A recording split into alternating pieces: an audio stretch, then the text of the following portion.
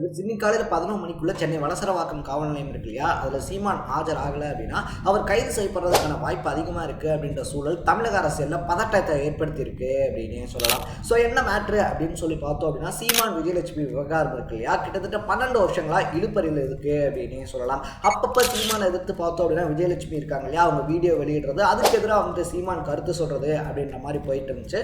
But last ஆகஸ்ட்டில் வந்துட்டு பார்த்தோம் அப்படின்னா மறுபடியும் விஜயலட்சுமி சென்னை காவல் நிலையத்தில் ஒரு வழக்கு அப்படின்றத கொடுத்துருந்தாங்க அப்படின்னு சொல்லலாம். ஸோ இதை வந்துட்டு ரத்து பண்ணணும் அப்படின்னு சொல்லி சீமான் தரப்பு உச்சநீதிமன்றம் வரைக்கும் போயிருந்தாலும் அதெல்லாம் பண்ண முடியாது அப்படின்னு சொல்ல உச்சநீதிமன்றம் 12 வாரத்துக்குள்ள இந்த வழக்கை முடிங்க அப்படின்னு சொல்லியிருந்தாங்க.